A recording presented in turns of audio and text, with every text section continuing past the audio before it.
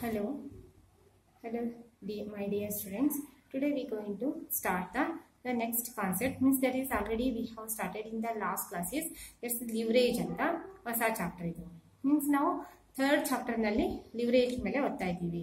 Means in the previous classes here we learned about the meaning of the leverages and also types of the leverages. Today we are going to make the problems on the leverages. First we are going to take the formulas on the all leverages. Means here we have seen that the 5 types of the leverages.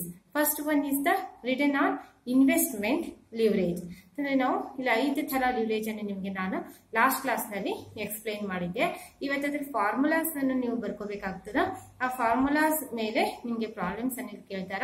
ಅಂದ್ರೆ 5 marks in problems. ನಿಮ್ question paper ಯಾವ ರೀತಿ ಇರ್ತದೆ ಅಂತ ನಿಮ್ಗೆ ಗೊತ್ತಿದೆ. 2 marks in questions 12 ಇರ್ತಾವ, ಅದರಲ್ಲಿ ನೀವು 10 ಅನ್ನು ಮಾಡಬೇಕು. 5 ಮಾರ್ಕ್ಸ್ ಇನ್ ಕ್ವಶನ್ಸ್ 5 ಇರ್ತಾವ, ಅದರಲ್ಲಿ 3 ಮಾಡಬೇಕು. ನಿಮ್ಗೆ 2 ಪ್ರಾಬ್ಲಮೆಟಿಕ್ ಇರ್ತದ, 1 ಥಿಯರಿ ಇರ್ತದ.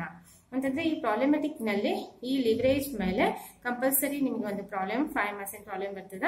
ಅದು ಯಾವ್ದಾದ್ರು ಫೈನಾನ್ಸಿಯಲ್ ಅಥವಾ ಆಪರೇಟಿಂಗ್ ಅಥವಾ ಕಂಬೈನ್ಡ್ ಲಿವರೇಜ್ ಆದ್ರೂ ಕೇಳ್ಬೋದು. ಕೆಲವೊಂದ್ಸಲ 2 ಮಾರ್ಕ್ಸ್ ಗೆ ಮತ್ತೆ 5 ಮಾರ್ಕ್ಸ್ ಕೂಡ ನಿಮ್ಗೆ ಈ ಒಂದು ಇದ್ರ ಮೇಲೆ ಅಂತಂದ್ರೆ ಈ ಲಿವರೇಜ್ ಮೇಲೆ ನಿಮ್ಗೆ ಕ್ವಶನ್ ಬರ್ತದ. ಅದಕ್ಕೆ ನಾವಿಲ್ಲಿ ಫಾರ್ಮುಲಾಸ್ ಅನ್ನು ನೋಡೋಣ. ಮೊದಲು ರಿಟರ್ನ್ ಆನ್ ಇನ್ವೆಸ್ಟ್ಮೆಂಟ್ ಲಿವರೇಜ್ ಅಂತಂದ್ರೆ ಬರ್ತದೆ. Means return on investment leverage ಅಂತಂದ್ರೆ ನಾವು ನೋಡ್ಕೊಂಡಿದ್ವಿ. ರಿಟರ್ನ್ ಆನ್ ಇನ್ವೆಸ್ಟ್ಮೆಂಟ್ ಅಂದ್ರೆ ನೀವು ಏನ್ ಇನ್ವೆಸ್ಟ್ಮೆಂಟ್ ಮಾಡಿರ್ತೀರಿ ಬಿಸ್ನೆಸ್ ನಲ್ಲಿ, ಅದರ ಮೇಲೆ ಎಷ್ಟು ಆದಾಯ ಬರ್ತದ, ಎಷ್ಟು ಆದಾಯವನ್ನು ನಾವು ಗಳಿಸಬೇಕು, ಎಷ್ಟರ ಮಟ್ಟಿಗೆ ಆದಾಯವನ್ನು ನಾವು ಗಳಿಸಿದ್ದೀವಿ ಎಂಬುದನ್ನು ಇದು ತೋರಿಸ್ಕೊಡ್ತದ. ಅಂದ್ರೆ this one of the leverages that is the measures the operational efficiency of the company. ಅಂತಂದ್ರೆ ಒಂದು ಕಂಪನಿಯನ್ನು ನಾವು ಅದನ್ನು ನಡೆಸಿಕೊಂಡು ಹೋಗ್ಬೇಕಾದ್ರೆ, ದಿನನಿತ್ಯದ ಕಾರ್ಯಚಟುವಟಿಕೆಗಳನ್ನು ಮಾಡ್ತಾ ಹೋಗ್ಬೇಕಾದ್ರೆ ಅದರ ಒಂದು ಸಾಮರ್ಥ್ಯ ಎಷ್ಟಿದೆ ಎಂಬುದನ್ನು ತಿಳಿದುಕೊಳ್ಳಬೇಕಾದ್ರೆ ನಾವು ಈ ಲಿವರೇಜ್ ಅನ್ನು ಇಲ್ಲಿ ನಾವು ಕ್ಯಾಲ್ಕುಲೇಟ್ ಮಾಡ್ತೀವಿ. ಇದರ ಫಾರ್ಮುಲಾ ಯಾವ ರೀತಿ ಇದೆ ಅಂದ್ರೆ leverage is equal to earning before interest and tax divided by total assets. ಅಂತಂದ್ರೆ ನೋಡ್ರಿ, ರಿಟರ್ನ್ ಆನ್ ಇನ್ವೆಸ್ಟ್ಮೆಂಟ್ ಅಂತ ಹೇಳ್ತೀವಿ ನಾವು. ರಿಟರ್ನ್ ಆನ್ ಇನ್ವೆಸ್ಟ್ಮೆಂಟ್ಸ್ ಅಂತಂದ್ರೆ ಇಲ್ಲಿ ಟೋಟಲ್ ಅಸೆಟ್ಸ್ ನಾವು ಸೇಲ್ಸ್ ಅನ್ನು ಎಷ್ಟು ಮಾಡ್ತೀವಿ, earning before interest and tax ಅನ್ನು ಡಿವೈಡೆಡ್ ಬೈ ಸೇಲ್ಸ್ ಇಂದ ನೀವು ಡಿವೈಡ್ ಮಾಡಿದ್ರೆ ನಿಮ್ಗೆ ಇಲ್ಲಿ ಲಿವರೇಜ್ ಸಿಗ್ತದೆ, ರಿಟರ್ನ್ ಆನ್ ಇನ್ವೆಸ್ಟ್ಮೆಂಟ್ ಲಿವರೇಜ್. ಇದು ಎದಕ್ಕೆ ನಮಗೆ ಉಪಯೋಗ ಆಗ್ತದ? It is measures the operational efficiency, ಕಾರ್ಯಚಟುವಟಿಕೆಗಳ ಒಂದು ಸಾಮರ್ಥ್ಯ ಎಷ್ಟಿದೆ, ಮುಂದುವರಿಯುವ ಒಂದು ಬಿಸ್ನೆಸ್ ಸಾಮರ್ಥ್ಯ ಎಷ್ಟಿದೆ ಎಂಬುದನ್ನು ತಿಳಿದುಕೊಳ್ಳುವುದಕ್ಕಾಗಿ ಇದನ್ನು ನಾವು ಉಪಯೋಗ ಮಾಡುತ್ತೇವೆ. ಮತ್ತೆ ಎರಡನೇದು ಅಸೆಟ್ಸ್ ಲಿವರೇಜ್ ಅಂತ ಬರ್ತದೆ. ಅಸೆಟ್ಸ್ ಲಿವರೇಜ್ ಕೂಡ it is also concern to the sales. ಅಂತಂದ್ರೆ ಇಲ್ಲಿ ಟೋಟಲ್ ಅಸೆಟ್ ಮತ್ತೆ ಸೇಲ್ಸ್ ಗೆ ಇದನ್ನು ನಾವು ಏನಂತಂದ್ರೆ ಕಂಪ್ಯಾರಿಸನ್ ಮಾಡಿ ನೋಡ್ತೀವಿ. ಅಂದ್ರೆ ನಮ್ಮಲ್ಲಿ ಇದ್ದಂತ ಟೋಟಲ್ ಅಸೆಟ್ಸ್ ಅನ್ನು ನಾವು ತೆಗೆದುಕೊಂಡು ಆ ಅಸೆಟ್ಸ್ ಅನ್ನು ಯೂಸ್ ಮಾಡಿ ನಾವು ಬಿಸ್ನೆಸ್ ಮಾಡ್ತಾ ಹೋಗ್ತೀವಲ್ಲ, ಬಿಸ್ನೆಸ್ ನಲ್ಲಿ ಅಂದ್ರೆ ಒಂದು ಫರ್ಮ್ ಅಥವಾ ಕಂಪನಿಯನ್ನು ನಡೆಸ್ಕೊಂಡು ಹೋಗೋದಕ್ಕಾಗಿ ನಾವು ಅಸೆಟ್ಸ್ ಅನ್ನು ನಾವು ತೆಗೆದುಕೊಂಡಿರ್ತೀವಿ. ಅವು ಫಿಕ್ಸ್ಡ್ ಅಸೆಟ್ಸ್ ಇರ್ಬೋದು ಅಥವಾ ಕರೆಂಟ್ ಅಸೆಟ್ಸ್ ಕೂಡ ಇರಬಹುದು. ಈ ಫಿಕ್ಸ್ಡ್ ಅಸೆಟ್ಸ್ ಮತ್ತೆ ಕರೆಂಟ್ ಅಸೆಟ್ಸ್ ಅನ್ನು ಉಪಯೋಗ ಮಾಡಿಕೊಂಡು ನಮ್ಮನ್ನ ಕಾರ್ಯಚಟುವಟಿಕೆಗಳನ್ನು ಮಾಡೋದ್ರಿಂದ ನಮಗೆ ಬರುವಂತಹ ಸೇಲ್ಸ್ ಎಷ್ಟಾಗಬಹುದು, ಇನ್ಕಮ್ ಎಷ್ಟಾಗುತ್ತದೆ, ಅದರ ಮೇಲೆ ಈ ಅಸೆಟ್ಸ್ ಲಿವರೇಜ್ ಇಲ್ಲಿ ನಾವು ಯೂಸ್ ಮಾಡ್ತೀವಿ. Means the assets leverage is here compare the inter firm performance ಅಂತ ಹೇಳ್ತೀವಿ. ಇಂಟರ್ ಫರ್ಮ್ ಪರ್ಫಾರ್ಮೆನ್ಸ್, ಕೆಲವೊಂದು ಫರ್ಮ್ ನ ಒಂದು ಪರ್ಫಾರ್ಮೆನ್ಸ್ ಅನ್ನು ನಾವು ಕಂಪೇರ್ ಮಾಡುವುದಕ್ಕಾಗಿ ಈ ಒಂದು ಅಸೆಟ್ ಲಿವರೇಜ್ ಅನ್ನು ನಾವು ಯೂಸ್ ಮಾಡ್ತೀವಿ. ಅದಕ್ಕೆ ಇಲ್ಲಿ ಅಸೆಟ್ ಲಿವರೇಜ್ ಫಾರ್ಮುಲಾ ಯಾವ ರೀತಿ ಬರ್ತದೆ ಅಂತಂದ್ರೆ sales divided by total assets. Total assets means here fixed assets also current assets ಅಂತ ನಾವು ಹೇಳ್ತೀವಿ. Next operating leverage, it is the very important. ನಿಮ್ಗೆ ಆಪರೇಟಿಂಗ್ ಅಂತಂದ್ರೆ ಗೊತ್ತಿದೆ, ಒಂದು ಬಿಸ್ನೆಸ್ ಅನ್ನು ಆಪರೇಟ್ ಮಾಡುವುದಕ್ಕಾಗಿ. ಈಗಾಗಲೇ ನಾವು ಆಪರೇಟಿಂಗ್ ಲಿವರೇಜ್ ಅಂದ್ರೆ ಏನಂತ ಕೂಡ ನಾವು ನೋಡಿದ್ದೇವೆ. That is the change in the profit due to the change in the sales. ಅಂತಂದ್ರೆ ಸೇಲ್ಸ್ ನಲ್ಲಿ ಪ್ರಾಫಿಟ್ ನಲ್ಲಿ ಎದಕ್ಕೆ ಚೇಂಜ್ ಆಗುತ್ತಾ ಹೋಗುತ್ತದೆ, ಸೇಲ್ಸ್ ನಲ್ಲಿ ಚೇಂಜ್ ಆಗುತ್ತಾ ಹೋಗುವುದರಿಂದ ಪ್ರಾಫಿಟ್ ನಲ್ಲಿ ಚೇಂಜ್ ಆಗುವುದಕ್ಕೆ ನಾವೇನಂತೀವಿ ಆಪರೇಟಿಂಗ್ ಲಿವರೇಜ್ ಅಂತಂದು ಹೇಳ್ತೀವಿ. ಅಂದ್ರೆ ಸೇಲ್ಸ್ ಹೆಚ್ಚಾದಂತೆ ಪ್ರಾಫಿಟ್ ಹೆಚ್ಚಾಗ್ತದ, ಸೇಲ್ಸ್ ಕಡಿಮೆ ಆದ್ರೆ ಪ್ರಾಫಿಟ್ ಕಡಿಮೆ ಆಗ್ತದ. ಸೇಲ್ಸ್ ಯಾವ ರೀತಿ ಪರಿಣಾಮ ಬೀರಲಿಲ್ಲ ಅಂದ್ರೆ ಪ್ರಾಫಿಟ್ ಮೇಲೆ ಕೂಡ ಯಾವ ರೀತಿ ಪರಿಣಾಮ ಬೀರುವುದಿಲ್ಲ. ಅಂದ್ರೆ ಕಾನ್ಸ್ಟೆಂಟ್ ಆಗಿರುತ್ತದೆ. ಸೇಲ್ಸ್ ಕಾನ್ಸ್ಟೆಂಟ್ ಇದ್ರೆ ಪ್ರಾಫಿಟ್ ಕೂಡ ಕಾನ್ಸ್ಟೆಂಟ್ ಇರ್ತದೆ. ಸೇಲ್ಸ್ ಹೆಚ್ಚಾದ್ರೆ ಪ್ರಾಫಿಟ್ ಹೆಚ್ಚಾಗುತ್ತದೆ, ಸೇಲ್ಸ್ ಕಡಿಮೆ ಆದ್ರೆ ಪ್ರಾಫಿಟ್ ಕಡಿಮೆ ಆಗುತ್ತದೆ. ಅದರಿಂದ ಇಲ್ಲಿ ಆಪರೇಟಿಂಗ್ ಲಿವರೇಜ್ ಅಂತಂದ್ರೆ ಏನು, change in the profit due to the change in the sales, that is here called as a operating leverage. Means this operating leverage it is ಯಾಕೆ ಇದನ್ನು ನಾವು ಯೂಸ್ ಮಾಡ್ತೀವಿ ಆಪರೇಟಿಂಗ್ ಲಿವರೇಜ್ ಅಂತಂದ್ರೆ ಇಟ್ ಈಸ್ ಎಂಪ್ಲಾಯಿಂಗ್ ಅಥವಾ it is measuring the one of the business risk means it is indicate the efficiency of the change in the sales revenue and the operating profit ಅಂತ ಹೇಳ್ತೀವಿ.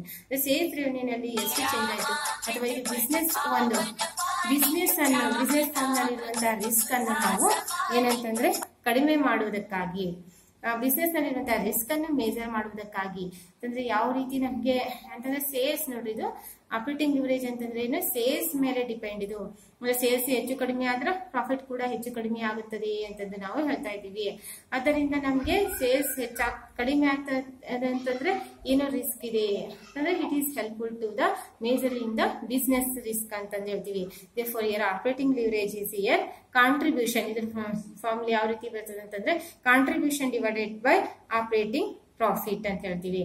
Operating profit means here earning before interest and tax is here called as operating profit ಅಂತಂದ್ರೆ ಇಲ್ಲಿ contribution ಅಂತಂದ್ರೆ ಏನ್ರಿ ಇಲ್ಲಿ ಈಗಾಗಲೇ ನಾವು ಓದಿದ ಹಾಗೆ ಕಾಂಟ್ರಿಬ್ಯೂಟ್ ಎದುರಿಂದ ಕಾಂಟ್ರಿಬ್ಯೂಷನ್ ಅಂತಂದ್ರೆ ಇಲ್ಲಿ ಸೇಲ್ಸ್ ಅಂದ್ರೆ ಸೇಲ್ಸ್ ನಲ್ಲಿ ಒಂದು ಬದಲಾಗುತ್ತಿರುವಂತಹ ವೆಚ್ಚವನ್ನು ನಾವು ತೆಗೆದಾಗ ನಮ್ದು ಕಾಂಟ್ರಿಬ್ಯೂಷನ್ ಎಷ್ಟು ಮಾಡಿವಿ ಅಂತಂದ್ರೆ ನಮ್ಗೆ ಗೊತ್ತಾಗುತ್ತದೆ.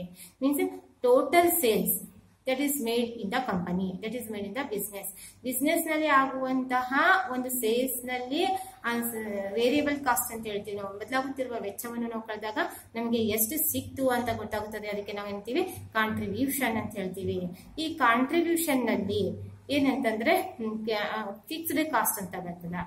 ಫಿಕ್ಸ್ಡ್ ಕಾಸ್ಟ್ ಅನ್ನು ನೀವು ಲೆಸ್ ಮಾಡಿದಾಗ ನಮ್ಗೆ EBIT ಸಿಗ್ತದೆ. ಅರ್ನಿಂಗ್ ಬಿಫೋರ್ ಟ್ಯಾಕ್ಸ್ ಸಿಗ್ತದೆ. Earning before interest on tax. ನಾವು ಇಂಟ್ರೆಸ್ಟ್ ಅನ್ನು ತೆಗೆದಾಗ ಅರ್ನಿಂಗ್ ಬಿಫೋರ್ ಟ್ಯಾಕ್ಸ್ ಅನ್ನು ತೆಗೆದಾಗ earning means that is the profit. ಈ ರೀತಿ operating profit means here that profit that is before the earning before the interest and tax that is here called as operating profit. ಅಂದ್ರೆ ಒಂದು business ಅನ್ನು ನಡೆಸುವುದಕ್ಕಾಗಿ operate ಮಾಡುವುದರಿಂದ ನಮಗೆ ಬಂದಂತ profit operating profit. ಅದರಲ್ಲಿ ಯಾವುದೇ ಇಂಟ್ರೆಸ್ಟ್ ಅಥವಾ ನಾವು ಇನ್ನೊಂದು ಟ್ಯಾಕ್ಸ್ ಅನ್ನು ನಾವು ತೆಗೆದಿರುವುದಿಲ್ಲ. ಈ ರೀತಿ ಆಪರೇಟಿಂಗ್ ಪ್ರಾಫಿಟ್ ಅಂತಂದ್ರೆ ಏನು ಆಪರೇಟಿಂಗ್ ಪ್ರಾಫಿಟ್ ನೀವು ಫಾರ್ಮುಲಾ ಕೂಡ ನೀವು ನೋಡಿದ್ದೀರಿ. ತದನಂತರ ಈ ಆಪರೇಟಿಂಗ್ ಪ್ರಾಫಿಟ್ ಆದ್ಮೇಲೆ ಫೈನಾನ್ಸಿಯಲ್ ಲಿವರೇಜ್ ಅಂತಂದು ಇನ್ನೊಂದು ಲಿವರೇಜ್ ಇಲ್ಲಿ ನಾವು ನೋಡ್ತೀವಿ. Means financial leverage it is refers to the capital structure of the company. Finance ಅಂತಂದ್ರೆ ನಿಮ್ಗೆ ಗೊತ್ತಿದೆ. Finance it is the very important thing. All the business is here dependent upon the finance. therefore here first upon company that is collect the ಏನಂತಂದ್ರೆ capital. that capital is collected from the shares, debentures, bonds or any on-off. ಅಂತಂದ್ರೆ shares ನಿಂದ ಕೂಡ ಅದು capital ಅನ್ನು collect ಮಾಡಬಹುದು. Debentures ನಿಂದ ಕೂಡ ಅಥವಾ ಬಾಂಡ್ಸ್ ಮೂಲಕ ಅಥವಾ ಇನ್ನಿತರ ಯಾವುದೇ ಒಂದು ನೆಟ್ ಕ್ಯಾಶ್ ಮೂಲಕ ಕೂಡ ಬಂಡವಾಳವನ್ನು ಕ್ರಿಯೇಟ್ ಮಾಡಬಹುದು. ಇದರಿಂದ ಸ್ಟ್ರಕ್ಚರ್ ಮಾಡಬಹುದು, ರಚನೆ ಮಾಡಬಹುದು. ಈ ಫೈನಾನ್ಸಿಯಲ್ ಲಿವರೇಜ್ ಇದಕ್ಕೆ ಸಂಬಂಧಪಟ್ಟಿದೆ ಅಂತಂದ್ರೆ capital structure of the company ಅಂತಂದು ಹೇಳುತ್ತೇವೆ. Means this financial leverage this is here help to the business to measure the financial efficiency of the company ಅಂತಂದು ಹೇಳ್ತೀವಿ. Means financial leverage is the mix of the long term debt and also preference shares and also equity share capital. ನೋಡಿ long term debt it is the mix of financial leverage means here that is the capital structure. Capital structure means is here that is it is the mix of the long term debt and also preference shares, equity share capital, that is here called as a financial leverage anta heltivi. Means this financial leverage is here used to plan the ratio between the debt and equity ratio ಅಂತಂದು ಹೇಳ್ತೀವಿ. So that here earning per share is here improved. ಅಂದ್ರೆ ಪ್ರತಿಯೊಂದು earning per share ಅನ್ನು ನಾವು improve ಮಾಡಬೇಕಾದ್ರೆ ಈ financial leverage ಅನ್ನು ನಾವು ಕ್ಯಾಲ್ಕುಲೇಟ್ ಮಾಡಿ ತಿಳಿದುಕೊಳ್ಳಬಹುದು. ಯಾವ ರೀತಿ ಇಂಪ್ರೂವ್ ಮಾಡಬಹುದು, ಎಷ್ಟು ಮಟ್ಟಿಗೆ ಇಂಪ್ರೂವ್ ಮಾಡಬಹುದು ಅಂತಂದು ತಿಳಿದುಕೊಳ್ಳಿಕ್ಕೆ ಇದು ಹೆಲ್ಪ್ ಆಗ್ತದೆ. ಅದರಿಂದ financial leverage formula is here it is concern to the profit, it is concern to the capital structure. ಅಂದ್ರೆ ನಾವು ಏನ್ ಕ್ಯಾಪಿಟಲ್ ಹಾಕಿದೀವಲ್ಲ ಅದ್ರ ಮೇಲೆ ನಮಗೆ ರಿಟರ್ನ್ ಎಷ್ಟಾಗುತ್ತದೆ ಎಂಬುದನ್ನೇ ಇದು ಸಂಬಂಧಪಟ್ಟಿರುವುದರಿಂದ ಇದು ಪ್ರಾಫಿಟ್ ಗೆ ಸಂಬಂಧಪಟ್ಟಂತ ಒಂದು ಇದು ಆಗಿದೆ. ಅದರಿಂದ ಇದರ ಫಾರ್ಮುಲಾ ಯಾವ ರೀತಿ ಬರ್ತದೆ ಅಂತಂದ್ರೆ EBIT divided by PBT. EBIT ಅಂದ್ರೆ ಕಂಪನಿಯ earning before interest and tax ಗಿಂತ ಮೊದಲು. PBT ಅಂದ್ರೆ ಪ್ರಾಫಿಟ್ ಬಿಫೋರ್ ಟ್ಯಾಕ್ಸ್, ಟ್ಯಾಕ್ಸ್ ಕೊಡುವುದಕ್ಕಿಂತ ಮುಂಚೆ ಎಷ್ಟು ಪ್ರಾಫಿಟ್ ಆಗಿತ್ತಲ್ಲ ಅದನ್ನ ನಾವು ಡಿವೈಡ್ ಮಾಡಿದ್ರೆ ನಿಮ್ಗೆ ಗೊತ್ತಾಗುತ್ತದೆ ಎಷ್ಟರ ಫೈನಾನ್ಸಿಯಲ್ ಲಿವರೇಜ್ ಅಂತದ್ದು, ಎಷ್ಟರ ಒಂದು ಸಾಮರ್ಥ್ಯವನ್ನು ಹೊಂದಿದೆ ನಮ್ಮಲ್ಲಿ ಲಿವರೇಜ್ ಅಂತ ನಿಮ್ಗೆ ಗೊತ್ತಾಗ್ತದ. ಈ ರೀತಿ ನಮ್ಗೆ 4 ಲಿವರೇಜ್ ಅನ್ನು ನೋಡಿದ್ದೀವಿ. ನಂತರ ಕಂಬೈನ್ಡ್ ಲಿವರೇಜ್ ಅಂತಂದು ನಿಮ್ಗೆ ಬರ್ತದೆ. ಇಲ್ಲಿ ಕಂಬೈನ್ಡ್ ಲಿವರೇಜ್ ಅಂತ means it is the combination of the financial leverage ಅಥವಾ composition of the financial leverage and also operating leverage. ಏನ್ರಿದು? Combination of the financial leverage and also operating leverage is here called as a combined leverage. Means combined leverage is here help to the business or help to the management to know the change in the earning per share that is here taking place, change in the earning per share taking place at the result of the change in the sales revenue ಅಂತಂದು ಹೇಳ್ತೀವಿ.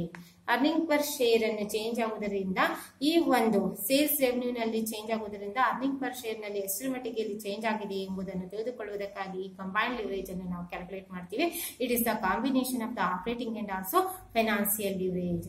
Therefore here combined leverage formula ಯಾವ ರೀತಿ ಬರ್ತದೆ ಅಂತಂದ್ರೆ ಇದು ಎರಡು combine ಆಗಿರುವುದರಿಂದ operating leverage into financial leverage ಅಥವಾ EBIT ಡಿವೈಡೆಡ್ ಬೈ PBT ಅಥವಾ contribution divided by EBIT into EBIT divided by PBT ಅಂತಂದು ಈ ರೀತಿ ಕೂಡ ಇದನ್ನು ನಾವು ಕ್ಯಾಲ್ಕುಲೇಷನ್ ಮಾಡಬಹುದು. ಇದರ ಮೇಲೆ ನಿಮಗೆ 5 ಮಾರ್ಕ್ಸ್ ಪ್ರಾಬ್ಲಮ್ಸ್ ಅನ್ನು ನಾನು ನಿಮಗೆ ಮಾಡಿಸ್ತೀನಿ. ಫಸ್ಟ್ ಪ್ರಾಬ್ಲಮ್ ನೋಡ್ರಿ 2014 ಗೆ ಸಂಬಂಧಪಟ್ಟಂತ ಪ್ರಾಬ್ಲಮ್. 2014 ನಲ್ಲಿ ಕೇಳಿದಂದ್ರೆ 2014 ಲಿಂದ ನಾನು 2019 ವರೆಗೆ ನಿಮಗೆ ನಾನು ಕ್ವಶನ್ಸ್ ಅನ್ನು ಹಾಕ್ತೀನಿ. ಆ ಕ್ವಶನ್ಸ್ ನೋಡ್ಕೊಂಡು ನೀವು ಆನ್ಸರ್ ಕ್ವಶನ್ಸ್ ನಾನು ಹಾಕ್ತೀನಿ. ಅದನ್ನ ನೋಡ್ಕೊಂಡು ನೀವು ನೋಡ್ಕೊಳ್ಳಿ. ನಿಮ್ಗೆ ಏನಾದ್ರೂ ಡೌಟ್ಸ್ ಇದ್ರೆ ಮತ್ತೆ ನನಗೆ ಮೆಸೇಜ್ ಮಾಡ್ರಿ. ನೋಡ್ರಿ ಫಸ್ಟ್ ಪ್ರಾಬ್ಲಮ್ 2014 ನಲ್ಲಿ ಓದ್ತೀನಿ. Calculate operating and financial leverage from the following information.